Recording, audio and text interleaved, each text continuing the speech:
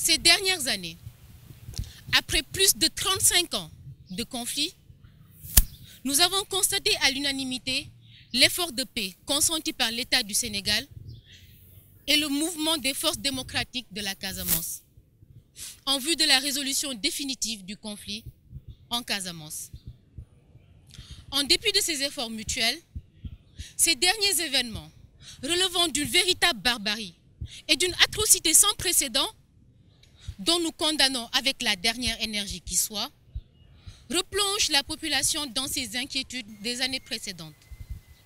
À cet effet, nous exigeons de l'État ainsi que du MFDC la prise de mesures appropriées aux fins de préserver la sécurité et le bien-être de la population casamançaise et que justice soit faite. Afin que cette tragédie ne serve de tremplin pouvant entraver tout le processus de paix établi jusqu'ici, l'État doit poursuivre de manière efficace et impartiale les enquêtes en vue d'appréhender et d'identifier les véritables auteurs, saboteurs du bien-être de la population qui se trouve être la seule victime. Il est un droit, mais également un devoir pour nous jeunes de revendiquer et d'exiger cette paix en Casamance. Il est d'ores et déjà plus que nécessaire que l'État et le MFDC unissent leurs forces pour mener à bien ce processus de paix qui ne saurait être qu'au service et au bénéfice exclusif de la population.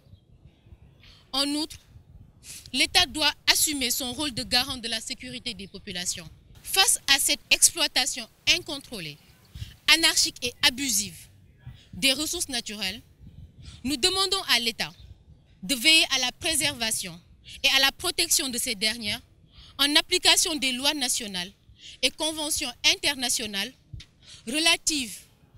à la protection de l'environnement. L'État doit prendre toutes les mesures nécessaires pour démanteler ce vaste réseau de trafic de bois dans la forêt casamançaise, au risque de sa disparition. Le meilleur moyen pour y aboutir est d'associer la population à cette dite protection et de mettre en place des comités internes afin qu'ils appuient l'État dans la protection de l'environnement et des ressources naturelles au regard du décret présidentiel sur la protection de l'environnement. Toutefois, l'État et le MFDC doivent garder cette logique de processus de paix durable pour le bien-être des populations et ne point céder face à toute situation pouvant la mettre en péril.